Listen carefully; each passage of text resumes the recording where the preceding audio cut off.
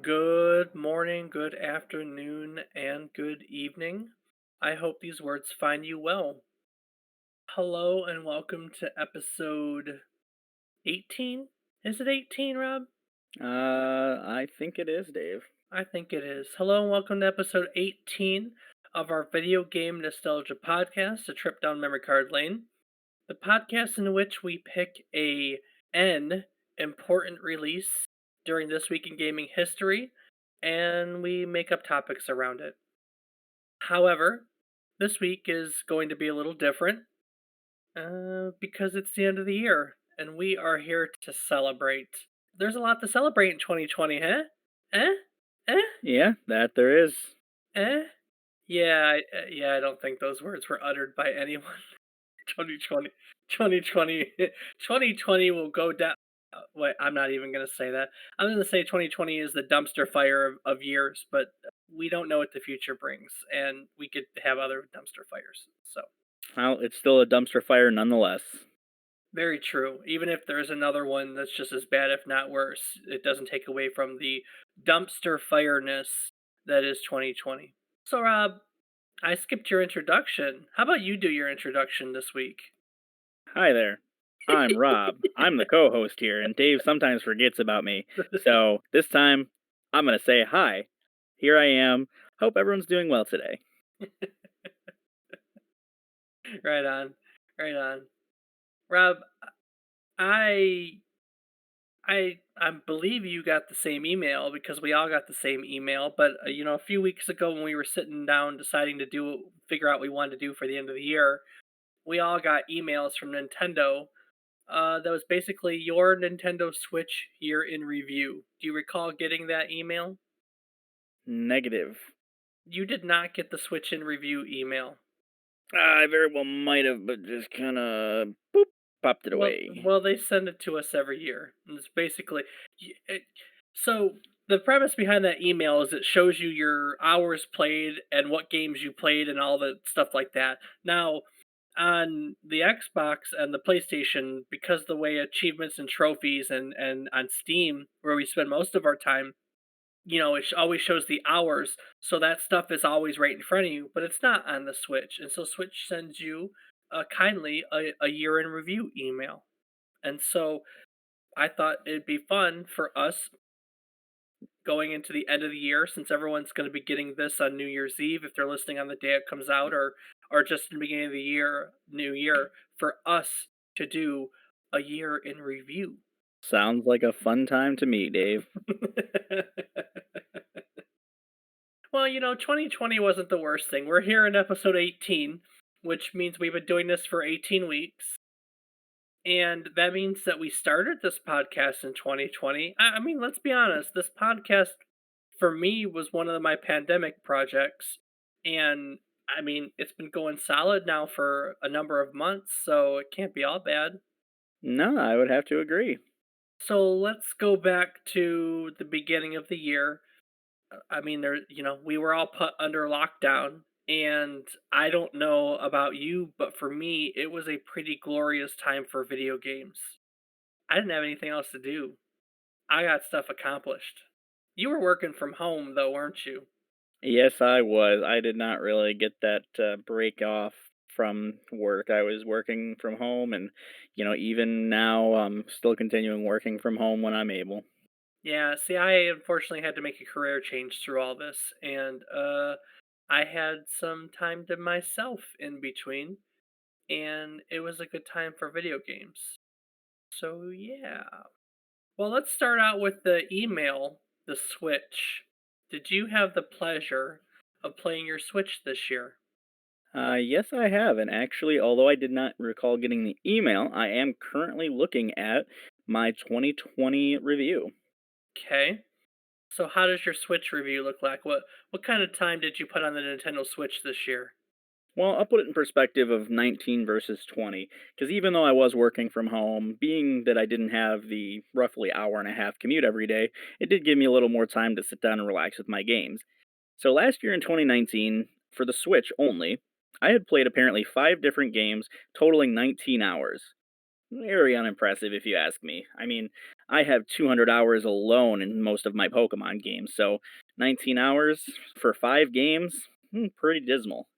That's kind This of year, weird.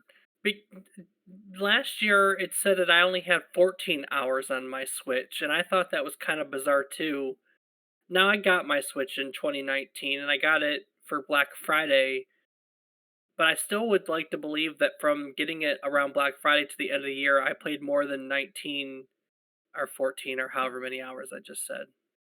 I'm old, I forget things mid sentence. I promise. yeah, I feel it might not have captured all of the playtime for some reason. Maybe that's only when connected to the computer because I know Super Mario Odyssey, I swore that I put a ton of time into during car trips, but I suppose the game might not take that long to beat even if you're relatively new to the game. But anywho, back to our topic at hand. In 2020, I actually had played 7 games and logged a total of 78 hours on the Nintendo Switch. Nice. Very nice. I am in 128-hour range, I believe. I don't have the email in front of me, but it was in 120 hours. I will tell you that one of my early pandemic successes was that I finally got around to playing Breath of the Wild, which is something I had bought with my Switch and just played a little bit and got, I guess, overwhelmed by it, put it down, and didn't pick it up again until early this year when I just played barreled through it. I had the time and patience, you know what I mean? So, Absolutely, and that actually was one of the games that I did put quite a few hours into in 2020 as well. Very phenomenal game. Also, a few of the other ones were Pokemon Sword, and of course, the hit during the start of the pandemic, Animal Crossing New Horizons. yeah, I know. It's funny. I got Animal Crossing. I was so excited for it. It was a birthday present. It came out a little bit after my birthday, but it was bought for me for my birthday, so I got it on day one, like digitally, like most of us. And I was hooked for like 2 weeks, and then it just kind of most Animal Crossings are like that. Like I'll play it hardcore for 2 or 3 weeks, and then I put it down, pick it up, put it down, pick it up thing, and that's kind of where it is for me now. Like I'll have an hour here or there and just pick it up, or 20 minutes to just run around and do things. But I definitely, admittedly, haven't put the time into my island that I wish I would. And funny enough, because it was my wife who got me Animal Crossing for Christmas or for my birthday rather. Sorry, I just said my birthday. It is my birthday because it's my wife and she knows I haven't put as much time into the game as I probably hyped it up to, like I should have put into because of all the hype. We were we were literally before we got onto this podcast, I was watching YouTube videos in the living room, best of 2020, and multiplayer, the one that got voted, one of them was Animal Crossing, and she goes, "Oh, well, I bought that for you and you never play it anymore." She Every single time Animal Crossing comes up, "You don't play that." "Oh, there's the one that Dave wanted and he never plays." So I get a lot of flack about the lack of time that I put into Animal Crossing and should probably rectify that. Yeah, I get the same amount of flack from Olivia on that one, so I completely understand where you're coming from with that. But, there's just so many games. So many games. And that's the thing. In the beginning, it was really good for me being able to take the time to finish games. I think right off the bat, I was able to play through the puzzle game The Witness. I played through Old Man's Journey, a little game. I played a ton of Dead Cells. I beat A Plague Tale Innocence. I played through Shadow of the Tomb Raider. I played through Moonlighter. I played through both Oris at the beginning of this year. We played through Jedi Fallen Order. It was just there was a period of time when I was just knocking the games out. I beat Halo 5 finally. I hadn't done that before this year. Hmm. I don't know why. Yeah, it was just a good game for knocking things out of the way. I have uh, a huge backlog, a huge backlog. I think you probably have a huge backlog too. And it got shrunk by at least a handful of games. That's nice. Well, hey, progress is always progress. And that I mean that was just my Xbox. What did I get through on my PlayStation? I think I finished Horizon last year. I don't know what I got through on my PlayStation this year. I know I started a ton of games. I finished Until Dawn, finally. That one was interesting. I actually just finished that like a week ago. Nice. Well, hey, you still got it done. I know, I know. But as we got into the middle of the game, I wasn't playing a lot of single player games. For the longest time, I didn't do a lot of multiplayer, but as we all were sitting home and it became easier to meet up and actually play games, I found myself gravitating back to multiplayer more than before, and in particular got back into Rocket League, and that kind of consumed everything, didn't it? Yes, Rocket League has a tendency to do that. What other gems did we find this year? I know I haven't even got into our PC collection, which is where you and I interact a lot. We play games two, three, if not more times a week. That's probably the best thing to come out of this pandemic. You know that, right? Absolutely.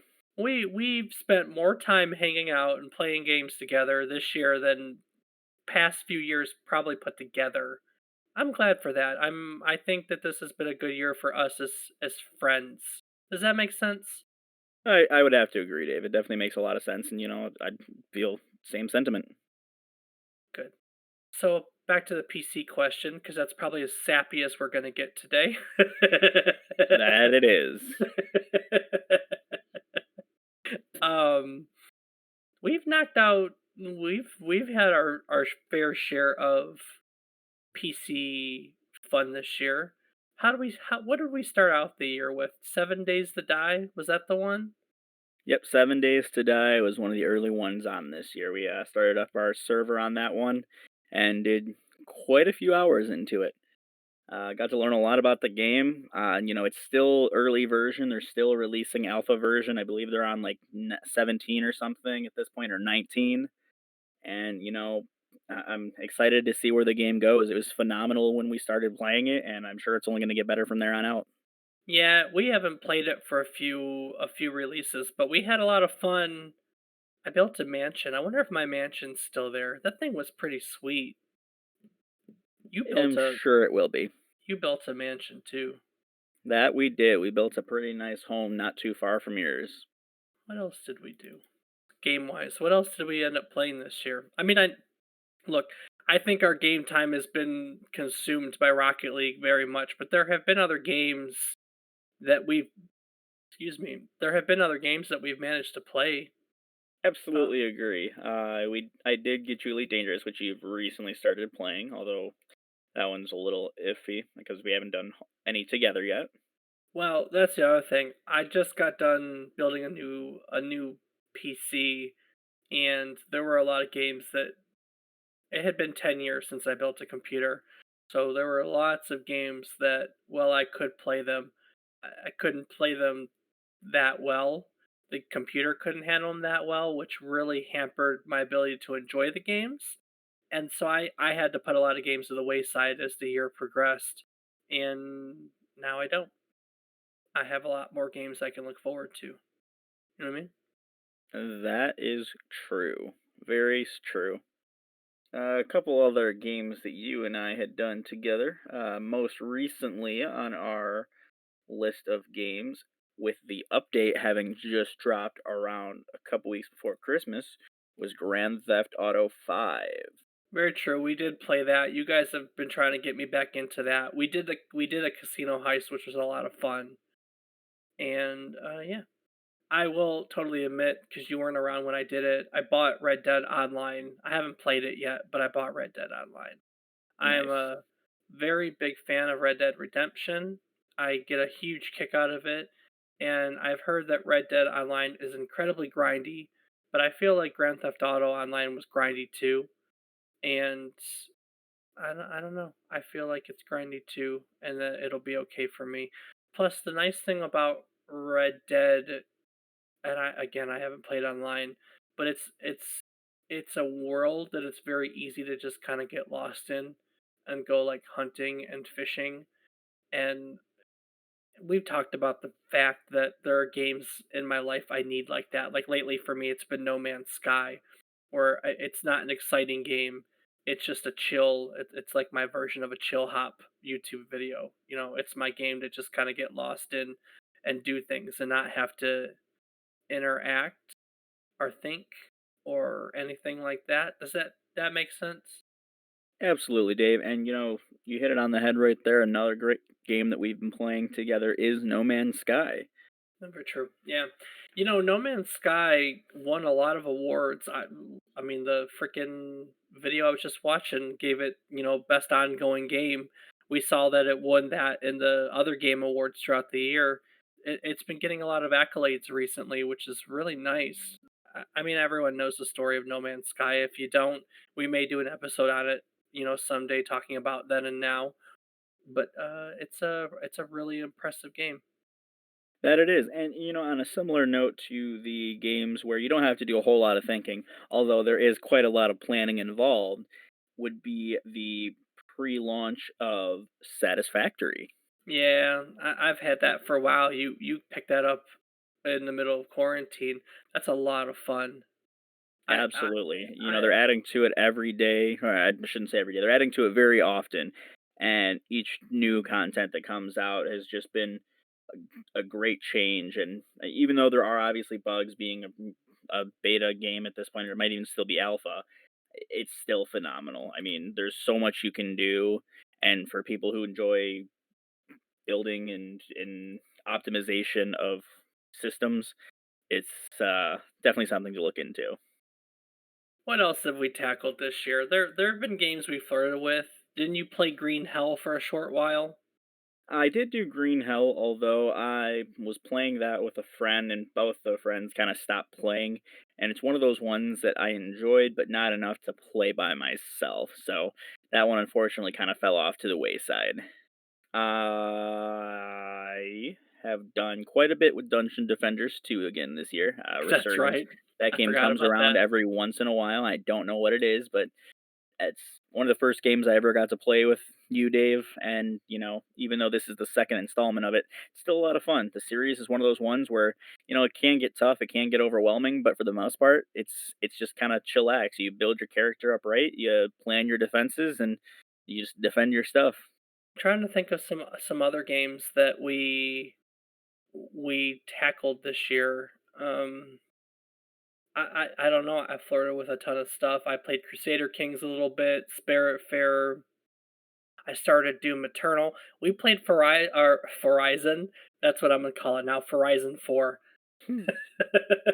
We played some Forza Horizon this year. Yes, that we did. You joined me and my friends as we were going through our. I can't even think of it. My friends know the game much better than I, but basically the cars that are released every so often, we were going through collecting those, and you had joined along with us for some of that, which was a lot of fun. Um, Would love to get my sim setup built for that, but unfortunately, no space. yeah. We did a little bit of Deep Rock Galactic. That was interesting. Very interesting game. Yes. You did Snow Runner. That was one of your early pandemic ones, wasn't it? Yep, that it was SnowRunner, and recently got back into playing that one, and it's a lot of fun for a driving simulator. It's a lot more challenging than your normal just drive along. You actually have to worry about different conditions, different road types, actually rolling your vehicle and not being able to get it back in the same area. It's definitely a lot of it's a very involved game. About the time you were doing that is when I was playing Maneater, the shark game, which was one of my hidden gems for the year. I wouldn't have thought that a game about being a shark that eats everything would be a lot of fun, but somehow they managed to turn it into a fun game. Yeah, they managed to turn it into a fun game. I actually 100% that one on achievement. It's one of the few games this year I did that with. I mean, come on, Dave. Didn't you enjoy playing the Feeding Frenzy games years ago? I did actually enjoy the Feeding Frenzy game. Yeah, I did enjoy the Feeding Frenzy So game. naturally, Maneater would be a lot of fun if you enjoyed those. Yeah, probably. You're probably right about that. What else? What else did we tackle? There's that we flirted through. I mean, Siege popped back into the radar this year.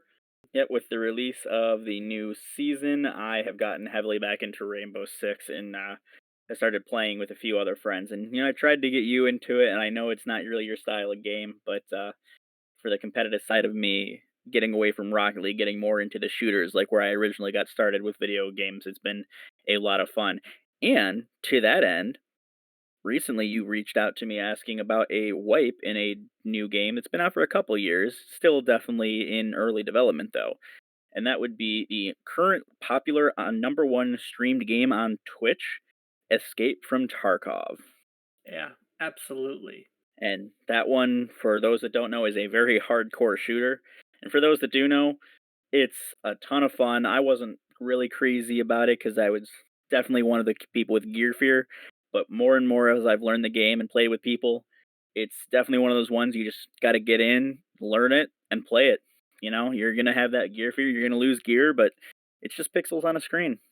You go in, you grab another gun, and hope the next round goes better. I'm looking at. I just sorted my Steam collection by last played, and I'm looking at all the games that we played. I played Half Life 2 in anticipation of our episode on it. Um, I played through Far Cry 4 with a friend, played through some of Far Cry 5 with a friend, and we played Phasmophobia. That was another one of the multiplayer games I was looking for. We played a bunch of Phasmophobia. Absolutely. That is one that I have quite a few hours into. Earlier in the year, we had done some Wreckfest. That was a ton of fun. Yeah. Just kind of driving around in these fun demolition derby tracks and smashing into everything you can. Looks like I played a little bit of the Council. I tried to play The Witcher. I've started The Witcher so many times at this point. I'm in the middle of it. I don't know if I'll ever finish the. It's the third Witcher. I've played through the first two. I played Rise of Industry. We played some Ark. I actually have a little bit of time into that. I don't know if I ever ended up joining you guys. You guys played a lot, but I have a little bit of time. So Yes, Ark is one of my more played games with my PC version, not including the hours I put into Xbox, but my PC version alone is near 500 hours. Most good of that, lord. if not all, was during the pandemic. I spent many a nights online with some friends and went to town. Nice. Thanks to a YouTube channel we both watch called Let's Game It Out, I played through some hours in a game called Hydroneer. So that was something. Apparently, it was in the middle of a like strategy phase because our simulation because I put some time into Two Point Hospital and Planet Coaster earlier this year. When pandemic started, I did some Jackbox Party Pack, and I tried to play through some more Prey and some Metro Last Light. So there you go. Early on for me, looks like I put quite a few hours, and by that I mean about 200 into Farming Simulator 19. Nice, along the same lines, right, it looks like right in like, towards the end of February, I started playing Stardew Valley again, and yeah, I need to pick that up again. Oh, and The Forest, I played some of The Forest this year, and then I bought it, and I played an hour, which is disappointing to me because I really loved the first one. I bought the Subnautica Below Zero because I love Subnautica. I mean, honestly, Subnautica has been one of my favorite survival games in the past few years. The only thing I've ever disappointed about Subnautica, which is something a lot of people are, is that it's only a single player game. I get it. It's a game that may lose some of its draw if it's multiplayer because part of what makes Subnautica so special is the constant feeling of isolation you get being so deep down in the ocean where it's just pitch black and you can't see anything and the places that you go through and end up and you may lose that, but yeah, I bought the second Subnautica and I only played an hour of it. But then again, they've updated it since then with a new story, a new everything, and now it's rounding. If it did, it might have just come out of early access, and now it's complete. And at the time, it wasn't. So Absolutely. so a lot of gaming this year, a lot of gaming this year. That there was, Dave. There was definitely a lot going on this year. And, even with the craziness in the world going on, you got to find some way to keep yourself calm, keep yourself sane. And for many of us that are listening, that's video games. So, depending, no matter what game it is, people might hate on it. As long as you enjoy it, you have fun, that's what's important. You started streaming this year. That I did. I don't do it quite as often as I should, and I will be the first to admit that, but I am definitely trying to get better about it, definitely trying to get more streams going and just hopefully putting out the content that people want to see because at the end of the day it's not for me. I'm not streaming for myself. I'm streaming because I want other people to have that conversation, see someone else playing a game, maybe make friends in the chat, maybe make friends with me, who knows. It's all about playing games together and having fun together. Very, very true. I've debated streaming. I have my Twitch login. I have everything. I've debated. I've just never gotten around to it. I feel like I feel like I spend enough time doing work for this on top of actually wanting to play video games, and streaming would be something more to add. But I also feel that maybe there's a place to stream while I'm doing this stuff that people would want to interact with.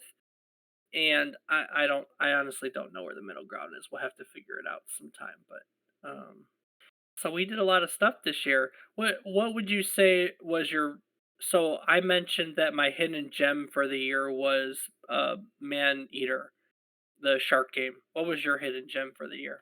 That's a tough one because with the way that I am, I get into a game and it kind of consumes me for a long time, and that's kind of all that I really want to do.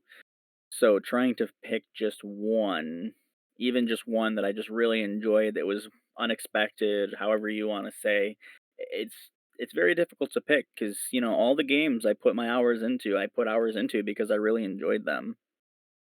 So I don't really know how I would answer that one. Though I will say that for the simplicity, 7 Days to Die starting out the year was a phenomenal one. I'd heard about it for a long time, and it was just one of those ones that's completely different than anything. You played State of Decay, you played Left 4 Dead, and it just added so much more to the game style. It was a little bit of building like our Ark or Terraria, or if for those that play Minecraft, it had those aspects of it, but it had the zombies similar to Left 4 Dead or State of Decay, and it was just a lot of fun going around exploring, surviving. That is true. Very, very true. I think I really enjoyed 7 Days to Die. I had played it early on alpha, like zero point 0.1 or zero point 0.2 alpha, and I couldn't get into it. And so I think I was a little hesitant to join you that time around. But I'm glad I did because that one turned out a lot of fun. We had a whole lot of fun. We had a whole lot of fun, and Absolutely, I got to play with you guys and then play with your group of friends, and now we all kind of game together more frequently, and that was a nice introduction to everything. So absolutely, I would agree. so okay, so I guess 7 Days to Die was your hidden gem. What was your biggest disappointment gaming wise this year?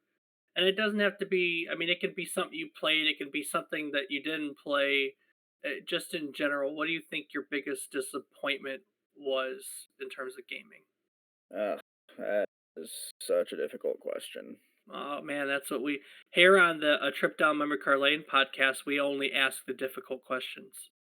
Gotta get those hard hitting ones in. That we do. I gotta look through and see. Um, I'll go ahead and tell you mine right off the bat. What you think about it? I didn't jump at it because I had a feeling, but my biggest disappointment was definitely the launch of Cyberpunk. Uh, Cyberpunk is an aesthetic that I'm in love with. I love movies that are part of Cyberpunk, like Blade Runner. Um, I just have always really liked that aesthetic and that world, and was very excited to find a video game built in it, made by CD Projekt Red, who, I mean, they make excellent games. We're gonna argue now over that, but they make excellent games. And so I bought into all the hype for Cyberpunk. Now, with that being said, I'm not the kind of person that typically adopts games or systems on day one. I just don't. I don't. Part of it's because I'm cheap, And I feel that if I buy the game a year later when it's $30, I get the same experience. And if I bought it on day one when it was 60, probably a better experience, to be honest with you, because at that point they've worked out all the bugs and figured all that mess out. And so I am not a day of adopter typically. I belong to the patient gamers, what, but I still can't help but be a little disappointed by how the game I mean by the launch of it. I wouldn't say it's a complete failure, but it is disappointing the way it was handled. But that's neither here nor there. So Right, you are, Dave. have no, you don't have any disappointing, no disappointments. You've had an absolutely stellar gaming year, and nothing has let you down. I mean, nothing that I can think of that I've played. So obviously, if it let me down, it's so far out of my memory that I can't even think about it. Every game that I can think of that I've played this year, I've really enjoyed. Maybe We not my favorite games, but I've definitely enjoyed the hell out of them. we definitely are not the biggest fan of the new Rocket League arena. Yeah, the new arena, if not the entire game, but that new arena, it is god awful. It is atrocious looking. I'm not a fan of the music. It's So an let's eyesore and ear sore. Oof. so let's talk about Rocket League for a second because Rocket League is a big game for us. It's arguably one of excuse me, it's arguably one of the games we put the most hours into, and this was a big year for Rocket League as it transitioned to a free to play game, right? Right. And how do you think that went? How do you think it would tell me what you think about the how Rocket League has gone like progressed this year? I will say that at first I was definitely unimpressed. Epic Games made some changes that just didn't seem to make a whole lot of sense. Namely, one of the ones being that they removed the option to quickly get into another match. It was a simple press of a button before, and they changed it to where it wasn't, and that was extremely frustrating. However, I will say that the addition of the daily tournaments has been great, although there is still a huge number of Smurfs in the game. And before you say it, yes, there are a lot of people here who are going to say, no, you're not Smurfs, you're just bad. I'll admit, I'm bad. I'm a low diamond, high plats at bet. On a good day, I'm mid diamond. I will still say that I'm playing against people who are way better than mid diamonds in these tournaments and have no reason to be there. And I know that the publisher can't be to blame for that, the developers, the studio that owns it, whatever. It's just frustrating. I play Siege a lot, and daily you get 20, 30, 40, depending on how long you're on, hundreds of names popping up, banned by Battle Eye. And you wish you could see the same. You really wish that you could see people that are griefing and causing problems for other players who are just trying to have a good time and be better getting punished for going in and just ruining your day. It's not about being bad, it's just at the end of the day, you don't need to go in and kick the shit out of someone who's trying to learn and get to a point where you might have been years ago. I can't understand that mentality, and it's frustrating. Yeah, Rocket League has a notoriously toxic player base. I don't think it's as bad as we thought it was going to be when they went into free to play. Um, but I do think that it shows itself more than some other games, mostly because of the pacing of Rocket League, because you have time in between goals where people have the luxury of being toxic. Whereas I feel like in a lot of other games, like a Call of Duty, for instance, the action is always fast and furious, so people don't have a lot of time to be as toxic in the same manner. I'm not saying they're not, and there's still a whole lot of, I banged your mom last night in some of those places, but I just think, I don't know, there's something about Rocket League that I feel like it's just toxic, and yeah, it's just my opinion on it. So No, there's no denying it. There's definitely a very toxic player base within the Rocket League community. You know, I mean, you're going to find it in a lot of games, and definitely people are going to say, oh, CSGO is the worst, or Rainbow Siege is the worst, or Tarkov is the worst. But, it exists everywhere, and it's just unfortunate. Griefing just doesn't make sense to me. And, maybe one of you griefers wants to give us the lowdown on why it's so fun for you. But I just don't see how it can be so much fun to just ruin someone else's day. yeah, I've never understood that before either. Well, so no disappointments for the year. What has been the highlight of your gaming year? I think just the variety of different games to play, you know? I mean, I mentioned I've played games from as simple as Farming Simulator, Terraria, up through Escape from Tarkov. You know, it's a different varying levels of difficulty, of involvement within the game, different genres. I think that it's just been one of those things that, it's incredible just because you get so much variety. And yes, I've had variety in the past, but I've had definitely much more time with the pandemic this year to play and expand my horizons. You know, years ago, I never would have thought Farming Simulator would be one of my most played games of a year. Um, it We blows my should mind. Or we should I don't know if anyone else wants to play, but we should all play through Stardew. You ever played Stardew Valley? I have not. I think if you like farming sim, I think you'd probably get a kick out of Stardew. I definitely get a kick out of Stardew. So I let's see, gaming highlight. I just asked you and I have to answer now.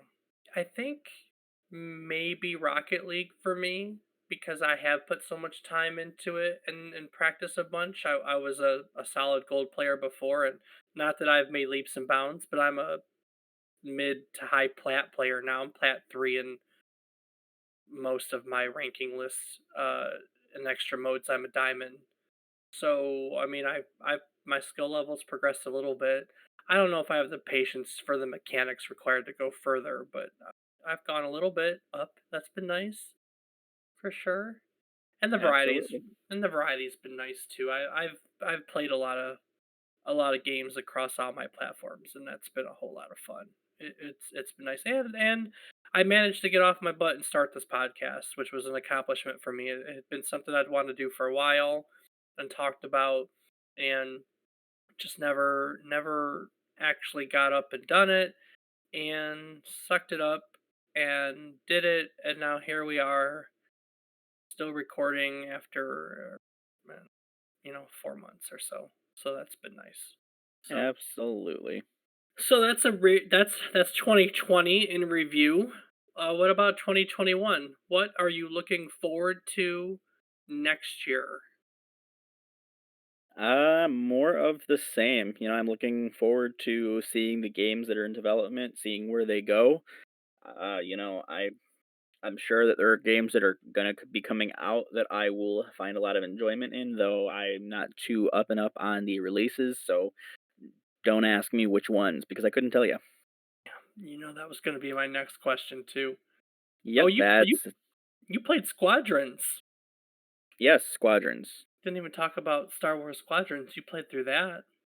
Yeah, I played through the campaign. I did try a little bit of multiplayer, but playing single controller or single joystick because I'm not really big on controller with the flight simulators.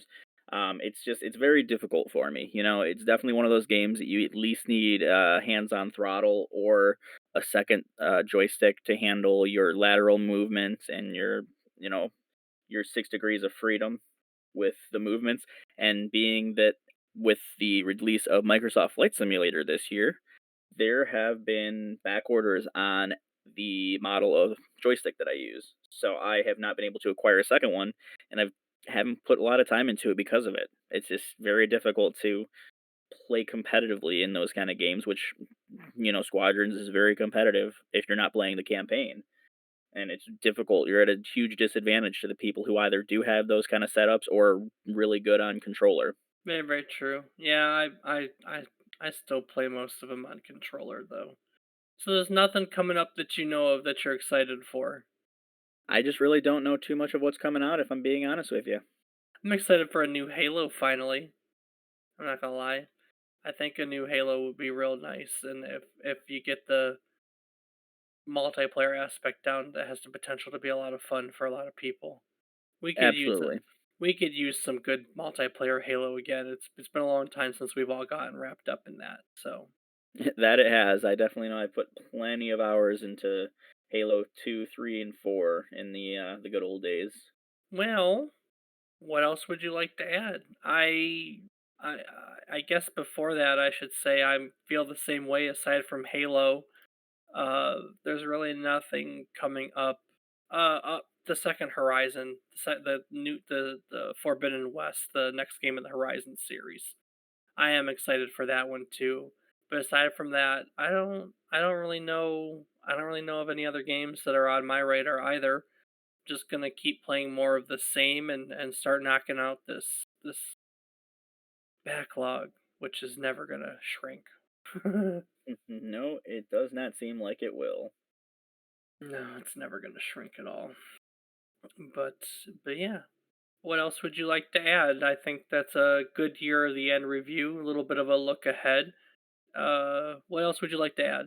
You know, I don't really have a whole lot. I I just look forward to seeing what all is going to come out, and look forward to hearing from everyone. I'd love to know what games you found enjoyable this year, what games were disappointments, what you look forward to in the new years. Maybe games on your radar or games that Dave and I would have a lot of enjoyment in, and we could find out more about it.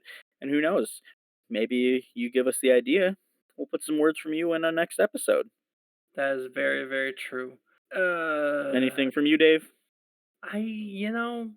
no, there's really nothing. I'm looking forward to doing more of the same. I've been really hard at work the lately trying to do some behind the scenes stuff to bring more to the podcast, but I'm really not ready to talk about any of that in with some specificity. So there's some stuff coming that you should be excited for, but I can't tell you what it is yet. That's Very that's secretive, Dave. that's it. That's exactly right. I'm getting my shit together, I promise. And that's gonna benefit everybody. I'll see it when I'll Definitely I'll believe it benefit when I every. see it. Yeah, yeah, I know. But yeah, that's that. I guess before he does, because he always does it, I would like to say thank you. If you're listening, if you've been listening, if it's your first time or if you've been with us since the very beginning, thank you. It may not seem like it, but this hour that we spend per week on this podcast requires a little bit of time behind the scenes, and it's nice when people are benefiting from the time we put into this. So, yeah. Rob, how about yours? Well, Dave hit it pretty well on the head. Thank you all. Doesn't matter if you're a long time listener, first time listener, future listener, whatever it may be. Without you guys, we'd still be here, still just talking to ourselves. But it's a hell of a lot more fun knowing that there are people out there hopefully enjoying what we're putting out. So keep listening and reach out to us sometime. Let us know what you think. Dave, So, if they want to do that, how can they reach out to us? that's it. Good transition, Rob. Good transition. So we have a website, www.memorycardlane.com. On memorycardlane.com, there are various things you can find. If you'd like to interact with us, there is a link to our Discord where you can join our podcast community and interact with us or other members of our community and give us your opinion and your stories and so on and so forth. You can find show notes. I will post some links since there's not a whole lot of research. Usually it's the research I do on the games we're talking about. But since there's no real research for this week, I'll probably post links to a few of the games that we talked about, like our highlights of the year, just a few smidgens of them. I don't need to. We just talked about a whole lot of games by name. I don't need to post links for all of them. Y'all know how to find games. You can find little biographies about Rob and I, well, me, and you can find a picture of Rob. And if you don't know what I'm talking about, you should go to our website and find out. And you can find all of our previous episodes. If you've never listened to us, any of our old episodes, I would highly suggest going back and checking out some of our old content. With that being said, you can also listen to our podcast anywhere you get podcasts. And if you never have done so, we would greatly appreciate if you would give us a thumbs up or rate us and leave some comments and let us know how we're doing. Stuff like that really helps us to mold and shape our podcast and helps other people, join the community as well. Did I miss anything there, Rob? No, Dave, I think you hit it on the head. Is one other thing that you can find on our website, www.memorycardlane.com, are links to our social media. I myself can be found on Twitter at David underscore is underscore wrong. And Rob, as we talked about, you're streaming these days. Where can people watch you stream? I can be found streaming on twitch.tv/FATBOIRIPZ. And moving forward, I'm definitely putting a little more time and investing more into those streams. So, some quality content, or at least what I hope will be quality content, should be coming your way. So, give me a follow, turn on those notifications for both the podcast and for the streams. Mm, Reach out and let's get to be friends. Love to talk to more people. Content can't be there without friends. So come in, stop by, say hi. Very, very true. So I guess before I call us out, is there anything else you'd like to add? Just got to say, it's been a phenomenal start to this. And, this isn't the end by any means. It's definitely the start of many more episodes to come. And we look forward to hearing, I say it every time. We look forward to hearing from you. We want to hear from you. We just look forward to it all. We Did I couldn't. did I imply that it was the end?